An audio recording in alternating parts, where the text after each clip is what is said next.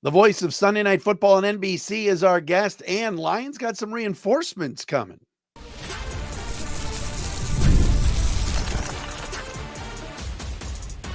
You are Locked On Lions, your daily Detroit Lions podcast.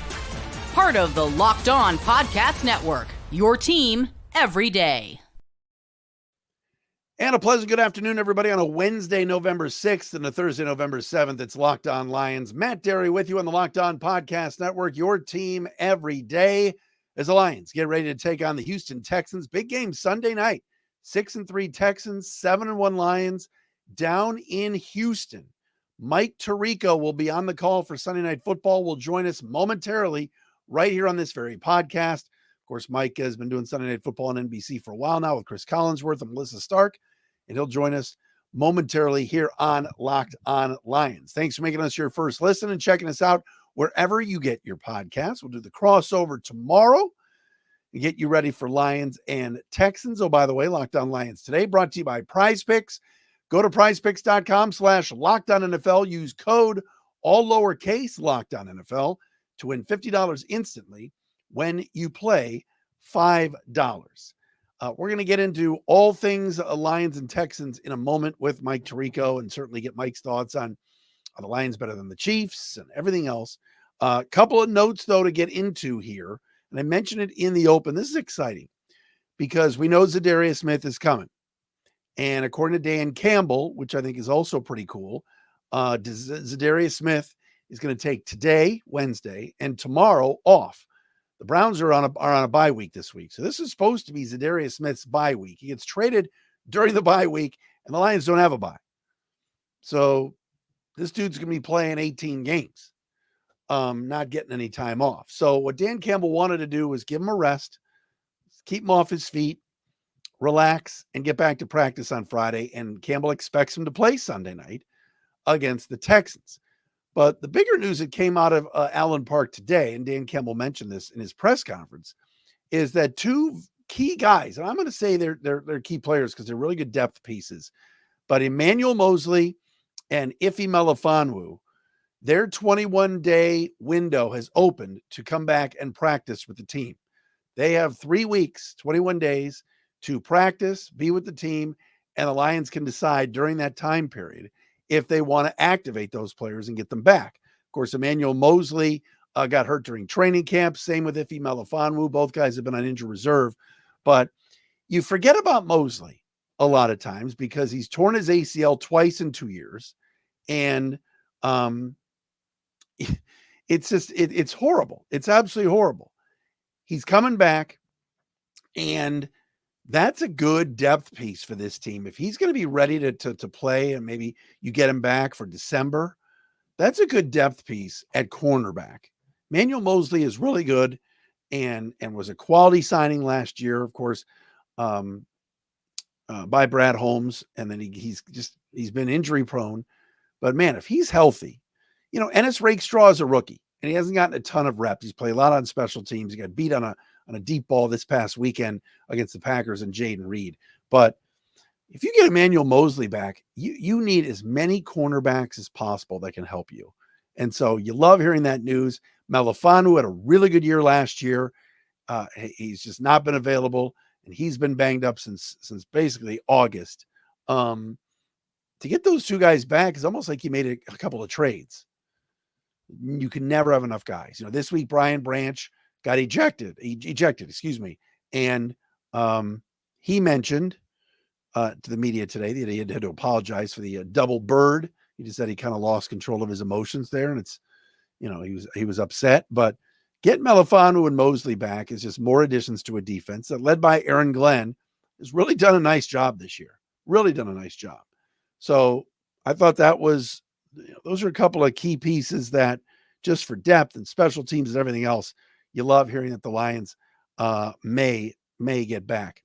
Also, Josh Paschal has missed the last 2 games. He talked to the media today. Paschal is needed, all right? As many edge rushers as this team, good ones that they can put on the field, they need. Paschal said today that doctors found a non-cancerous mass in his shoulder. Now, remember, Paschal gets checked up from time to time because he has had melanoma in the past. The mass had to be removed, and he had to build back his strength. So he had to miss the last 2 games. So if you get, and he's expecting to play Sunday. So if you got Paschal on one side, Zbiotics Smith on the other, that is a major upgrade from the Isaiah Thomases, Al-Qadim Muhammad's, and guys of that ilk. It's been next man up. The Lions have won a lot of football games. They've won 6 in a row since being 1-1. But a healthy Paschal, Zbiotics Smith, it's all coming together for this football team. And it's exciting. It is extremely exciting. Mentioned before about Smith, we'll take a couple of days off here and rest. Dan Campbell's like, this guy knows how to play football. And they know him from the NFC North, from his days in Green Bay and Minnesota. So be interesting to see how those guys, Paschal and Zbiotics Smith, do this weekend against C.J. Stroud in a very, very shaky Houston offensive line. Texans are banged up. Their left guard situation is atrocious. So we'll have to see. We'll talk to John from Houston tomorrow on our Locked On Lions, Locked On Texans crossover. But first, Mike Tirico, the voice of Sunday Night Football on NBC, graduate of the Harvard of the Northeast, Syracuse University, will join us momentarily right here on Locked On Lions. We'll talk to Mike coming up next. But first, Locked On Lions fans, remember our former great partner, Ultimate Pro Football GM? Well, they're back. They've added an amazing new game mode I need to tell you about. The game that has you stepping into the shoes of a football franchise GM and leading it to glory now has a new head coach career mode. So on top of getting to build your dynasty by drafting players, signing free agents, hiring a coaching staff, now you also get to call offensive plays during games as well. Additionally, you'll dig into the new tools you can work with, such as individual training camps and upgraded negotiating systems. So this fun and realistic game just got a lot better. If you already have it installed, be sure to do an update so you can try out the new mode. If you don't have it yet, download it right now. It's a must-have for all football fans. It's fun. I've played it, and I know you will love it as well. Ultimate Pro Football GM is completely free, has no ads, and is 100% playable offline. So you play on the go as you want, when you want to. And here's a special offer for Locked On Lions fans. Use the promo code LOCKEDONNFL, all caps, inside the game store to receive a free boost to your franchise. Make sure to get it, as this perk will jumpstart your play and give you the advantage you'll want in creating a dynasty. Download the game. Just visit ultimate-gm.com, ultimate-gm.com, or look it up on all the app stores. Ultimate Pro Football GM. Start your dynasty today. And Locked On Lions today also brought to you by our friends at PrizePicks, the most fun you can have with player stat projections. It's been great. You play with PrizePicks, and it's you against the stat projections. You're not playing against anybody else. You're watching a game that maybe you're not that interested in. There's going to be the 1 o'clock and 4 o'clock games this week with the Lions not playing until 8:20. So all you got to do is pick more than or less than on at least 2 player stat projections and watch the winnings roll in. You can win up to 100 times your cash with our friends at PrizePicks. Run your game all season long at PrizePicks. It is a lot of fun. I think Justin Jefferson's going to get more than 83.5 yards this week. You can do that on PrizePicks. All right. Travis Kelce. What about his numbers? Even for Sunday night and Jared Goff's going to throw for more than or less than, let's say, 220. You can put some money down on that on PrizePicks. Download the app today. Use the code LOCKEDONNFL to get $50 instantly after you play your first $5 lineup. PrizePicks, folks, run your game.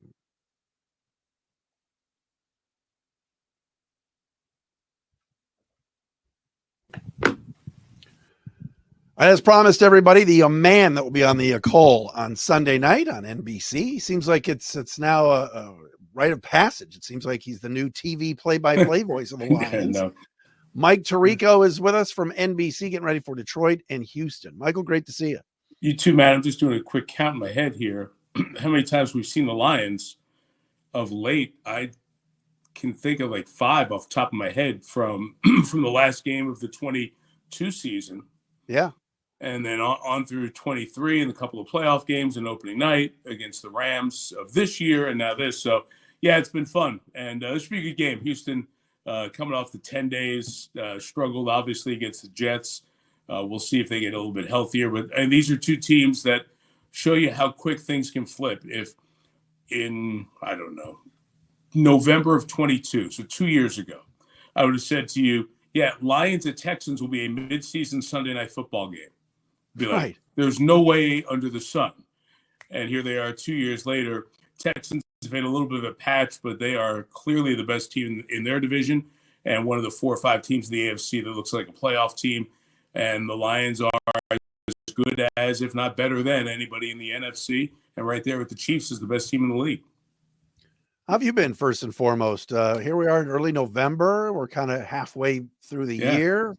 Feeling good? You're getting your rest? Yeah, whatever. We hit our halfway point this week. This is the halfway of our season when you throw in opening night, Thursday night, 18 Sunday nights of preseason, and a couple of playoff games for us. And I've been going since the Olympics in July. Pretty much, we got back home for a week and then was right into our preseason. So it's been good. It's been a great run, and that's the joy of the league, and especially the Sunday night games.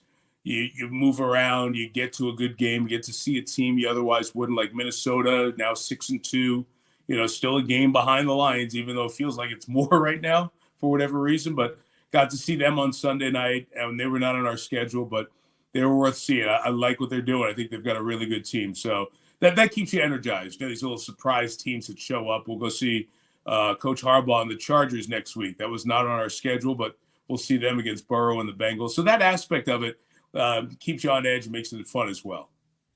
I know Jim always loves seeing you, a couple of Ann Arbor guys, right? I remember when you guys waved to each other at the basketball game years ago.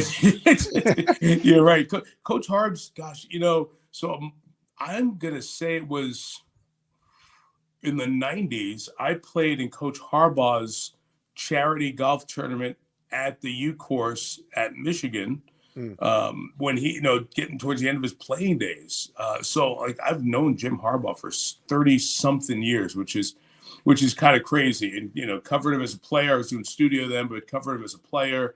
And then obviously, at Stanford and then Michigan and, back in the league before with the Niners and now here with the Chargers. And he's done a nice job. You can say a lot of things about Jim Harbaugh. One thing you must say and must admit to, he walks in a building, changes a culture, has an impact on a team immediately. And he's done that again with the Chargers. Tell me about watching the tape and how much you got to see, because I know you're getting ready for your game, but the 425 game last week. I mean, the Lions go in the rain. Mm-hmm. You've heard the Jared Goff nonsense before, but can't win in cold weather. Of course, the game you did, he knocked off Aaron Rodgers and ended their season and ended Rodgers' career in Green Bay. But what was that like to peep in on that and see that the Lions were pulling away in that game in the third quarter at Lambeau? Yeah, it's fascinating. I watched the first half as we were getting to the booth in Minnesota. I've watched the rest of the game subsequent to that, Matt. It's funny you bring that up because I thought of that when I saw that it was a rain game, and Erin Andrews has been a friend for a long time, does a terrific job as a sideline reporter. Her first report was about Goff and wearing gloves in the bad weather. And it took me back to that game you just referenced, the end of the Rodgers era in Green Bay when the Lions kept the Packers out of the playoffs. And that game, there was a cold weather game, I want to say at Chicago, but I don't want to swear to that, earlier that year. There may have been a game. Is that the year that they played both teams at MetLife, the Jets and Giants? Correct. Too? Yeah. So one of those games, perhaps the Giants game, was windy and cold. And Goff wasn't as good as he was at Ford Field. And I thought he was not great in the first half of that Green Bay game 2 years ago, but got a lot better. But I thought I saw a quarterback in 2 years who has gotten more comfortable playing in those conditions and just played a better brand of football and knowing what to do. And I thought, in listening to Tom's comments, Brady, he was kind of taking a little bit through the mindset of a quarterback in a game like that. Extra care, careful with throws, even fewer risks on throws and things like that. And look, Jared Goff, one, has been incredibly accurate, incredibly smart with the ball, taking sacks instead of putting balls up for grabs, keeping the ball with the Lions, let them kick it away and come back on the next drive, using the weapons, Ben Johnson getting people open, drawing things up. It's been as good a season as any quarterback has had in the NFL, and I know Lamar Jackson's out there with his running ability. But when you look at the very few incompletions, that's a lot. That's impressive. And he's running, as as explosive an offense as there is in the league right now. So I thought it said a lot about Goff, and it said a lot about the team. This is truly an anytime, anywhere team, even though the schedule didn't give them a lot of outdoor games this year. You know, how much of this is just, he's got the chip on his shoulder. He was traded away. It's still there. He still talks about it. But how much of it is Ben Johnson and just continuity? I mean, I know you interviewed coaches and players all the time, and, you know, teams that go through and recycle coaches all the time. But this group's now been together for almost 4 years. Yeah, it's continuity, it's quality, it's a great scheme, it's really good players. But Jared Goff's a good player. Number 1 overall pick of the draft. Don't forget that. Sometimes people do, 100 million people see the Super Bowl. So when it's a 13-3 game and you don't have a lot of success throwing the ball, and it's the early part of your career, and you're not the guy putting up 25, 28 points, you go, okay, well, maybe he's one type of quarterback, and you get a mindset. But I think it speaks to being in the right place at the right time. For Jared being in this place at this time, after his LA experience, the chip on his shoulder is great conversation, but it's real. And I'm sure it's part of the fuel here. But don't let any of that overtake like a quality arm and a good player, just because he's not the mobile quarterback who runs for that first down per half. I always like to think about the quarterbacks like Lamar Jackson does it sometimes more than once, but Mahomes, Mayfield, right? With Stafford in his prime, and certainly still now, will run you for 1 first down a half, right? On third down, when a team plays man, turns their backs to the quarterback, he just takes off and takes the 8 yards, right? Not that Jared hasn't or can't do that, but that's not the main crux of his game. But even given that, like, this is a high-quality thrower of the ball, processor of information, a guy whose accuracy cannot be overstated. Matt, we see so many inaccurate passers, and it's hard. I mean, you get 10 people around you in a circle. You're trying to find that little space to throw the ball and have accurate feet and all that. That's hard as heck for those guys, right? And he's just done it at a super high level here the last couple of years. And this stretch of, a couple of dozen incompletions in the last 5 games or so is just nuts. Lions and Texans coming up Sunday night. Mike's got the call with Chris Collinsworth, Melissa Stark on NBC at 8:20.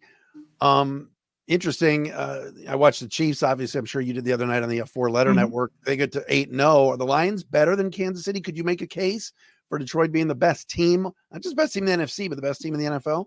You can make a case. They have lost a game. So just on pure results, we've seen that. What the Lions have done in dominating people, which is certainly a great quality of a championship team. The Chiefs have shown that great quality of a great team by finding a way to win every week and doing it in different ways. What would Vegas say on a neutral field between the two teams? Probably the Chiefs a slight favorite given pedigree and all that stuff, right?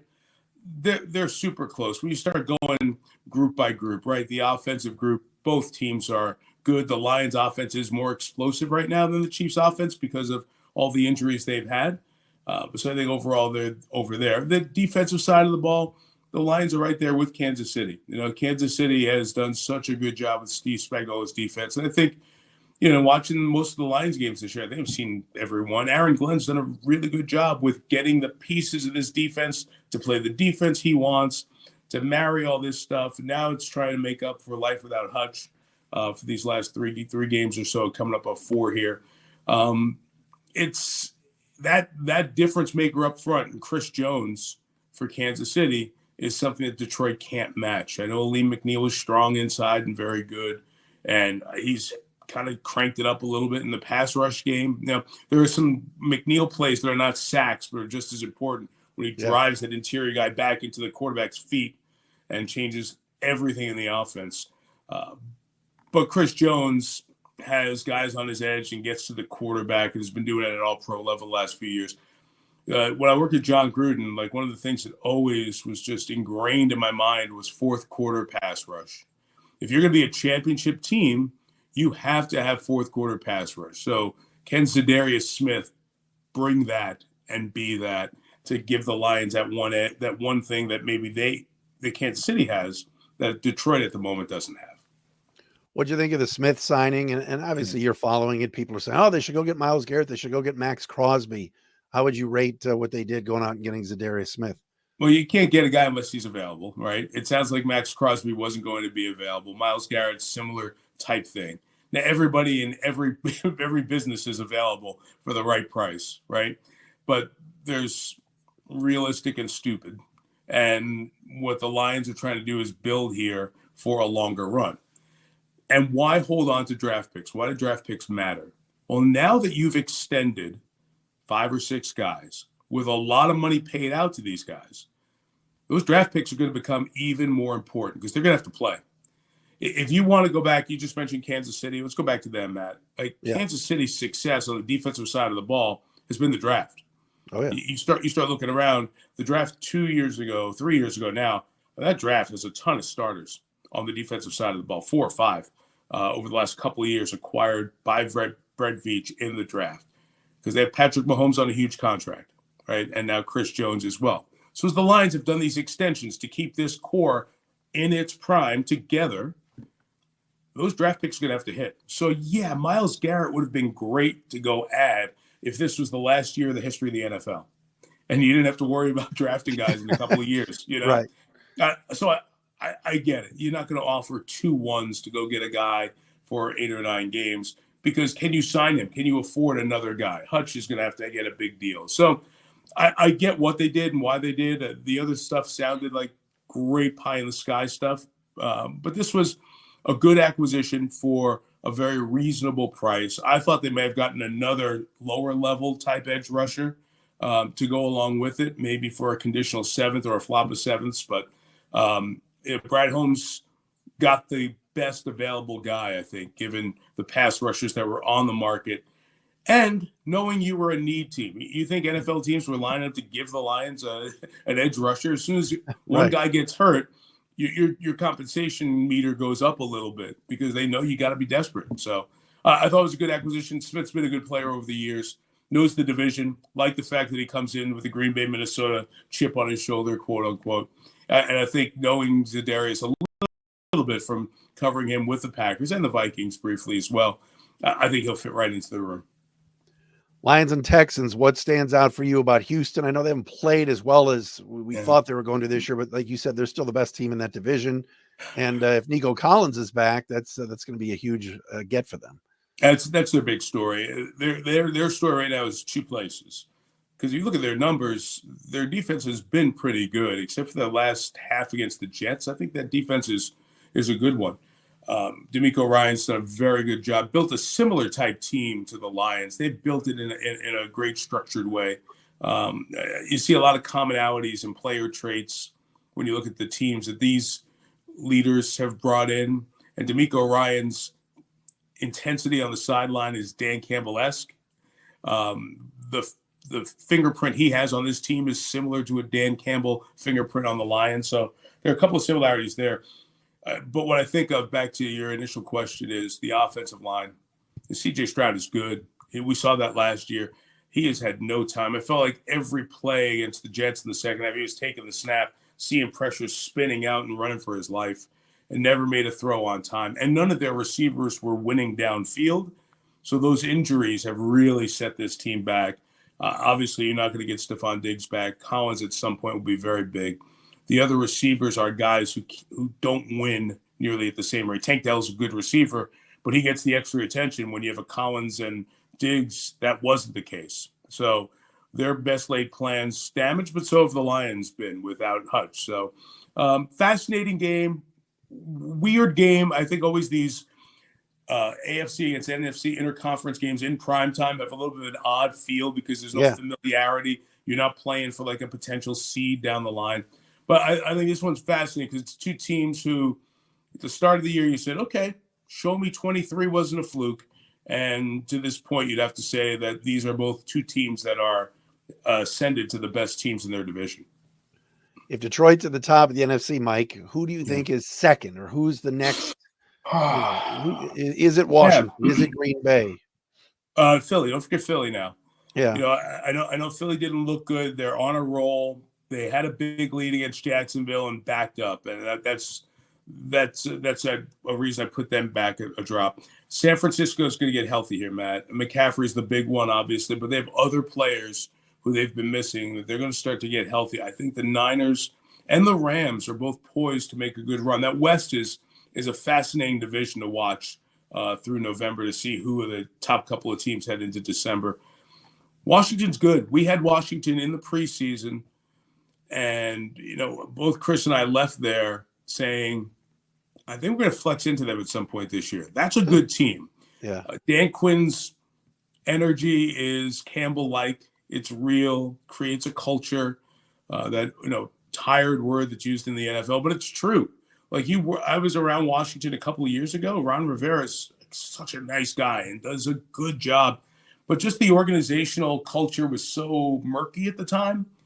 So given a fresh slate, Dan Quinn came in and that place felt alive when you walked in there. People believed. They had some veterans that they added. I'd say Washington right now, Philly, Minnesota, all feel alike to me. They all feel very, very similar. I think San Francisco is the one that with the right people getting back, Debo, McCaffrey, obviously they won't have Ayuk, Kittle, that core group healthy, they're the team that I think could really make the move to be the next best. But I think all of those teams that we mentioned, Atlanta's having a good year as well. I think all those teams, Matt, are a notch below the Lions. I think there's a first half no argument as to who the best team in the NFC is. It's Detroit, and that's with playing about half of that without their best defensive player, who was having a defensive player of the year start to the season. So this is real. It's legit. And it's a team that's going to play the AFC South here for a stretch and have 4 out of 5 games at home. You could walk into Thanksgiving. Well, I forget what the numbers is. It 11-1 that they could be, or 10-1 on Thanksgiving? Yeah. I mean, that's, think about that. And will we, without sounding like the folks post-election, will we hear all the national mouths who complained about the Lions being on every Thanksgiving take it back a little bit? Because the other teams playing on Thanksgiving, the Cowboys are not very good. The Giants have been awful this year. The Dolphins have struggled. The Packers are good. But if not for the Lions, it might be a terrible Thanksgiving slate. And they're clearly the best team. So all the people who poo-pooed the tradition and all that, they can sit at 12:30 and watch and enjoy seeing the best football team in the NFC. Mike, I always love talking to you, my friend. Do me a favor. Let's get Eddie Lampkin in shape, please. I'm not, I know you're at parts unknown right now. I don't want to give away you're always traveling, okay. But I don't like that he's wearing 44, but that's another discussion for another time. Yeah, sometimes that great number at a college can be used as a recruiting tool. Yes. It can be a recruiting tool for the best of the best of the best, right? And you've got to be 5-star player of the year in high school type level to get the number. I don't mind using it as a recruiting tool, but you don't just get it walking in off the street. So hopefully the guy wearing it will be inspired by it and knows the legacy of it and can play the best basketball of his life.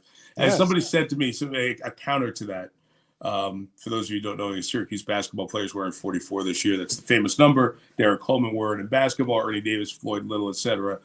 Jim Brown in football. As somebody said to me, yeah, you can play all you want until the guy scores 20 in a big game or wins an NCAA tournament game or two. Then you're happy that he's wearing the number. So yeah. Well, if they gave it to you, we'll give you a chance to let us remember or join the list of the 44s who nobody talks about. The number has not been used since I was in school. All right. John Wallace. So and I'm old now. I'm an old man. I'm over 50 now, Mike. So John wore it. Well, it's yes, funny. He did. There are other schools that have numbers like that. Right. And it's part of the tradition that you get the number because you fit a certain criteria. I think in the transfer portal days, it's going to be hard for guys to be that. You're not going to see as many program franchise guys, especially in college basketball, one and done. But we are not the old guys in the barbershop complaining about how it was so much better in our day, which it was. But we're not complaining about it. We just accept change. It bugs me that anybody wears number 2 at Michigan, but Will Johnson's pretty damn good. But to me, once Charles Woodson's as good a college football player I ever saw. So But Will Johnson has done the number right. Yes, he has. Yeah, we had a player somewhere who was wearing a retired number and asked the family if they could, and they said it was okay. So that's fine. Yeah. It's okay. Just be great. When you put that number on and you ask for it, make sure you can live up to the legacy of those. It was George Kittle, who we saw 2 weeks ago, who said, we said, hey, George, you're going to be 5th all time in the Niners in receiving yards with, Rice and all those guys. Yeah, you guys put that stat up on the screen. Yeah. Yeah. And I said, what does it mean? And usually guys say it's a great honor, whatever. And George just spit right out. I said, just make sure during your short time in that jersey, you've made it better. Well, I looked at it, I said, is that a Kirk Ferentz line? He's like, yeah. Ferentz uses that line with the Iowa guys, and I love that. In your time, make sure that you've added so they can say, Matt Dery wore that jersey. That's a cool way to approach it. So Eddie Lampkin, who's I'm sure a big Locked On Lions pod fan. We got to do a little inside bits here once in a while. Come on, we're embracing your opportunity to add to the legacy of 44 in Syracuse men's basketball history. Yes, there you go. Well, have a great call on Sunday night. Should be fun. Great to see you as always, my friend. Safe travels, and we'll do it again soon. Hopefully, you're calling some playoff games to the Lions. That'd be great. That would not be the worst thing that's ever happened to me. That's for sure. Thanks, Matt. Great being with you as always. Keep up the great work. Thanks, Mike.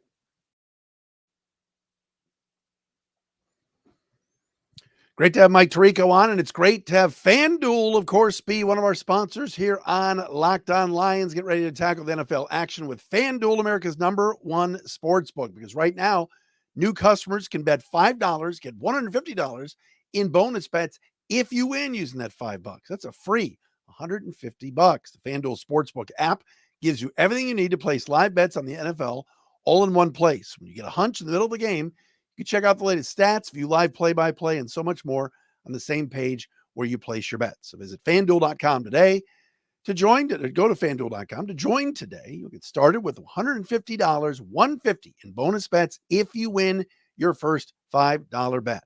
FanDuel.com, FanDuel.com. Never waste a hunch and make every moment more with FanDuel, the official sports book partner of the NFL.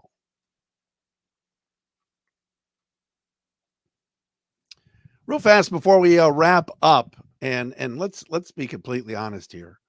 Tirico, Mike is so right. Everybody that used to diss the Lions on Thanksgiving this year are playing the Chicago Bears at 12:30. That's going to be a good football game. Caleb Williams against the Lions. And I always rip on the Bears, but seriously, the rest of the slate on Thanksgiving is terrible.